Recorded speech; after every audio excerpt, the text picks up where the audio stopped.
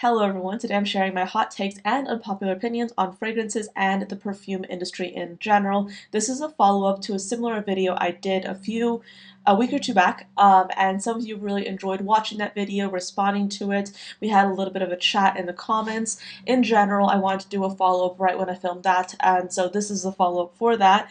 But I think that some of you might actually agree with a lot of what I'm about to say, and some of these opinions might be a little bit more niche, so I'm excited to get to chatting today. But if this is your first time on this channel, hello, my name is Anya. I absolutely love fragrances, and I do videos 5 times a week, Monday through Friday, along with a ton of bonus videos in between, and I also do additional content on TikTok and Instagram as well under the username ANECHKAFRAGRANCES. Full disclosure, I have a little bit of congestion in my nose. I'm not super sick, I'm just sick enough to be quite uncomfortable right now, but I'm actually going out of town within the next week, so I have to get a lot of pre-filming done, the show must go on, as they say. So if you might notice that I sound a little bit off, that's why. The first point I have to make is maceration is a thing, but it should not be used as an excuse. In the context of fragrance, maceration is, and this is a quote from Google AI, a technique used in perfume development to age a perfume blend in a container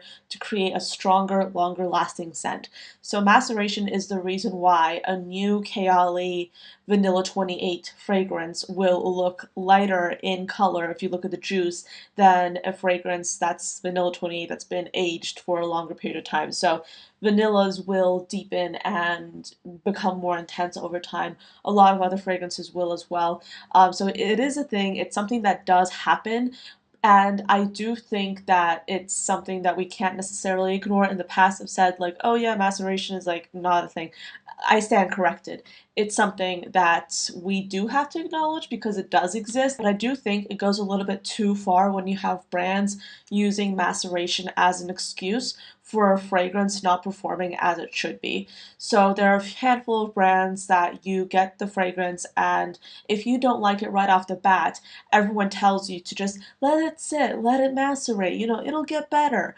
There are some fragrances that I have, or fragrance brands that I've seen come out with launches, and people say, I really don't like this. And then people associated with that brand or with that fragrance will say, oh, you have to let it sit. You have to let it sit. You can't just say you don't like it right off the bat. If someone's paying, like, okay, if it's like $50, fine. If someone's paying more than $100 for a fragrance, it should come ready. You should not be telling your customers to wait after they've spent their money for a fragrance to perform better. That's unacceptable. In my opinion, I don't think that's like that. To me kind of makes me think, okay, I can't really trust the brand to come out with good fragrances right off the bat. And that to me is just irresponsible. If you're so concerned about maceration, just literally just macerate while the fragrance is in production instead of selling a perfume so quickly because you want to put it out there and you want to make your money. If you're so concerned about maceration, just let the fragrance sit there and do the maceration yourself, so that you can send the fragrance to the customer as a finished product. You should not be selling unfinished product. That to me is not good for the consumers. I don't think that's good. I don't think that's good business, and I don't think that's nice. So there are, however, I'm gonna flip this again. There are some situations where I have received a fragrance, and because the fragrance has traveled to get to me, because it's traveled through air, because it's been in temperature fluctuations, the fragrance when I first get it will smell different. It'll smell different, so I will literally let it sit in, you know, in the box, in my room, in cooler temperature, so it will settle, and then I smell it again, and then it's back to normal. So that to me, I don't know if that's maceration in and of itself. That's kind of like letting a fragrance sit. I'll be honest, I've had some fragrances come to me and I've smelled them, and I know they have come from like overseas. They have taken a long time to get to me, or not like a long time, you know, normal. But they've been in the air. They've been, you know, flying, and they come to me, and I smell them, and I'm like, there's something missing. I can't like, you know, I can't vibe with this fragrance. I wait 48 hours. I smell it, and I'm like, yes, this is what I was looking for. So that to me, I feel like is different from maceration. That's to me, I see that as letting the fragrance settle. So that I think is valid. But what I don't think is valid is telling consumers to wait for weeks or months or however long you're telling them to wait for the product to be finished, because then you're just making them do the work that you should have done in the factory. So yeah, that's my hot take. You might have already heard me say this in one of my fragrance news videos. If you don't know, if you're new, I do fragrance news videos every single Monday on this channel where I talk about the new releases. It's more of a commentary on what's happening in the industry, and it's a way for you to get caught up on what's going on in perfume news. So I've mentioned this a few times in those videos. So if you're a regular, you might already have heard this, but it's AI generated marketing imagery is a cop out. AI has had a tremendous impact in the world, the way people do business, the way individuals operate, and also in marketing, whether it be generating marketing copy or marketing imagery. However, I do think that marketing imagery is one of those things that I don't like. I mean, obviously, AI is changing and developing. I don't like where it's at right now. I think it's very difficult to make AI imagery look genuine. And when you are selling a higher ticket item, and to me, fragrance is a luxury, it's a higher ticket item, it's an experience, and you should be treating your marketing as such. When you're selling a higher ticket item and it's been generated through AI, there are a few brands out there that have done this.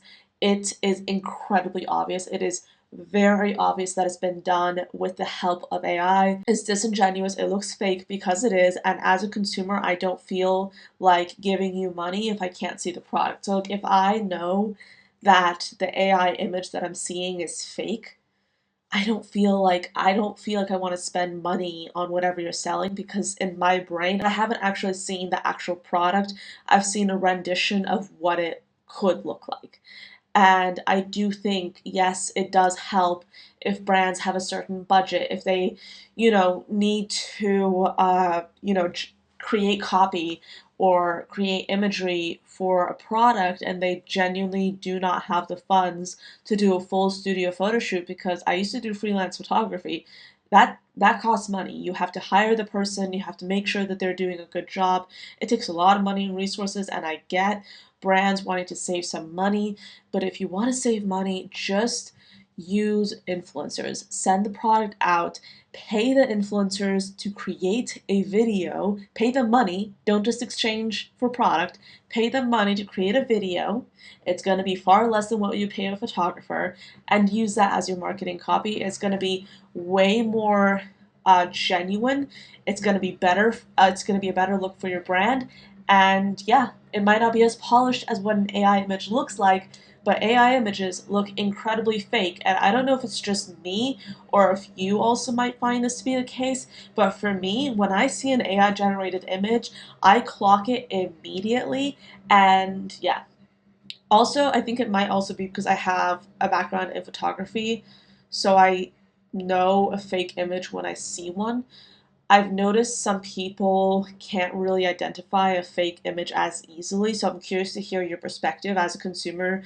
Do you also find it off-putting when brands use fake imagery? I think, for example, Mona Katan, Kayali, they spend a lot of money on the photo shoots, on the concept, on the videography for their marketing campaigns, for their products, and it looks amazing. It comes through so well. It looks genuine, it looks artistic, it looks beautiful. That to me is where brands need to be when it comes to their images. Like, if you can't produce that, just use content creators, use influencers. Don't don't create a fake image. Please don't do that. Like, I don't like that. The next thing is content creators should not be accepting product in exchange for a review, feature, ad, what have you. That to me is one of my biggest pet peeves, and I don't have a ton of pet peeves when it comes to this industry, because usually I'm like, oh, honestly, people should be doing whatever they want, so long as they're not hurting anyone. In this case, I am so irritated by this at this point. Like, and I only get more irritated the more I'm in this space, because this happens with both content creators accepting this kind of thing and brands preying on content creators who don't know any better and have not done their research. So essentially, what I have been experiencing since I've started growing, but also for the last few years now, is brands will send me an email being like, hey, we love your content. We will give you this product, but you have to do a minute-long review video talking about it within 2 days, send us the video, and no usage rights will be specified. So basically, we'll use the video however you want, but we just sent you the product, and that's your payment. That to me is so wrong on so many levels. Number one, it's incredibly cheap and not in a good way to do that. It's cheap and in bad taste. It's so disgusting because that means you don't value my work. You're just gonna send me whatever you have, and like that's at one level of it. The next thing is it's incredibly predatory because when you're accepting a good in exchange for a service, that good is taxable. So let's just say I was charging a company $500 for me to create a video for them on a certain product, but they were paying me $500. So that $500 is taxable. So I do have to pay taxes on that $500. However, if they are giving me a product in exchange for that service, I still have to pay taxes on that product. And the government is not going to accept a decant. They're not going to accept half a skincare product. They're not going to accept half an eyeshadow palette. Not that they're taking half, but you know what I mean. They are going to accept cold hard cash and or money. And that's your responsibility as the person who accepted that. Like, you have to pay taxes to the government.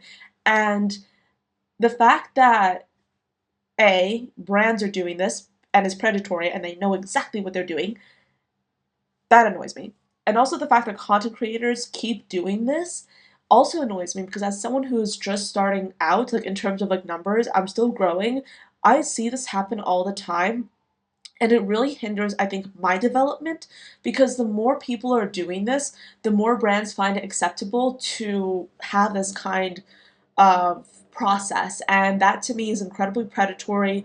It's vile. I think it's horrible. And you might be thinking, oh, I'll just fly under the radar. The IRS is not going to catch me. The IRS has been hiring more auditors over the last few years specifically to be looking at this sort of thing. They are not idiots. They have been doing this for a very long time. And do you actually want to have an audit because you didn't report on a $50 perfume that you probably would not have bought with your own money anyway? This is serious stuff. And I hold the brands responsible, but I also hold the content creators that are doing this responsible too. And if you're a content creator and you're worse still telling other content creators to do this, you should stop. You should stop. You should talk to your parents because clearly they didn't teach you well enough. I'm sorry. You need to talk to someone who is well versed in finance because clearly you are not, because that is bad. You should not be doing that. And you might think I'm overreacting, and if you think I'm overreacting, okay, sure. I just prefer to be following the law. You know, I am so glad to be receiving PR from some amazing brands who have never asked me to do a review in exchange for receiving the product. I feature their products because I want to, not because I have to. And that's how you should be receiving PR. PR with no strings attached. That's the correct way to be doing it. And I'm actually in conversation with a retailer that I see myself working with, and they asked me if I want to choose a product from their inventory and do a video on it. The way they phrased it in the email, it was kind of like, I don't know if they want me to be put on the PR list or if they want a review in exchange for the product. So I asked them to clarify if they want me to do a campaign in exchange, like a paid campaign, or if they want me to get on their PR list. I asked them to clarify. I haven't received a response yet. We'll see. But that's just one example, and I get that kind of stuff all the time, and it's just so irritating to me, and it's not something that should be taken lightly. And yeah, that's my opinion on that. The next thing is skin chemistry can only go so far. Now, I believe in skin chemistry in the sense that something can smell slightly different on other people, but I also do think that a lot of times it's skin chemistry is used a little bit too much. Like it's used as an excuse a little bit too much. And let me kind of elaborate a little bit more on this. So I have like a friend of mine. She wears Le Labo Central 33. It smells amazing on her, but the more I think about it, I think it smells amazing on her because it just fits her vibe. It fits her vibe, her aesthetic, her style. It fits it so well that when she wears it, like it's like the cherry on top. I can't picture myself wearing Central 33 because it wouldn't work as well with my style, the way I go about my life, like it just wouldn't work. So I kind of think that skin chemistry, yes, is a thing, but I think we should kind of be like when we're talking about skin chemistry and using it as an example of like why scents smell so differently on other people, I think we should be looking at the bigger picture some more and acknowledge that personal style, aesthetic, the vibe of someone plays also with the way a fragrance is perceived on them. So I don't think it's just about skin chemistry because I think skin chemistry does exist depending on your diet, your DNA, all that. But I think that there's more to it than just skin chemistry. The next thing is people need to chill with scent descriptions. Let me get into it. So, like the O word, grandma, cheap, like those are the top three that like irritate me the most. The O word, we already know what that is.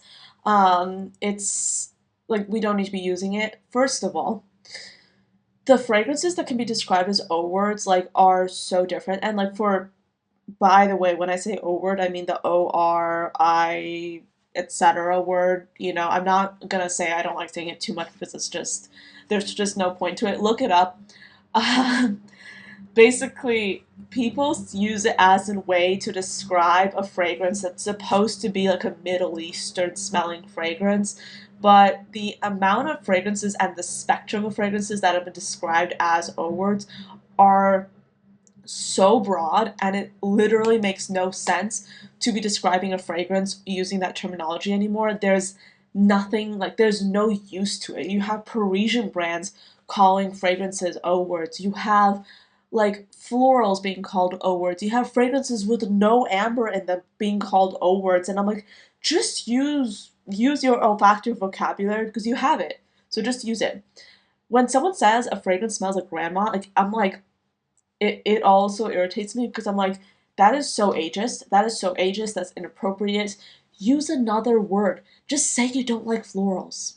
Say you don't like florals. You might not like animalic notes. You might not like, this or that. If you say it smells like a grandma, that is insulting and that is so disrespectful. And I can kind of see where people are coming from, but I really feel like we need to do a better job of describing fragrances rather than just using the term grandma because people use it mostly as an insult, and that's concerning. And then finally, describing a fragrance as smelling cheap. I always chuckle because lately, whenever I've heard this, it's always been someone who doesn't really they're not like super well versed in fragrances. So then saying that a fragrance smells cheap, I'm like thinking inside my head, so to you, a fragrance smells cheap, but the most expensive thing you've ever smelled was probably like $150.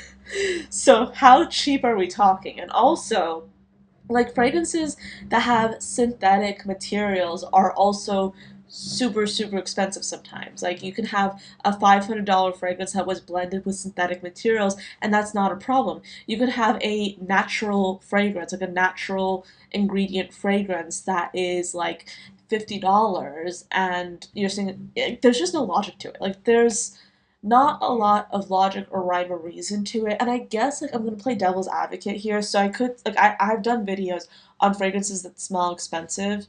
So I guess I might be a bit of a hypocrite when it comes to that. But to me, it makes more sense when a fragrance smells expensive because I see a few different factors in that. Like if it smells smooth, if it smells like well blended, that to me, I consider that luxurious. So I say in my head, oh yeah, that smells expensive because it just smells more refined. Okay, so that's pretty much it for this video. That's all I had to say. I have so many other points that I have in my notes app that I will be doing a follow-up video to this one. I just love rants and I love chatting with you, and this to me is quite fun. So thank you for watching till the end. Let me know what you think of these hot takes down in the comments below. Let's have a chat, and I will see you in my next video. Bye.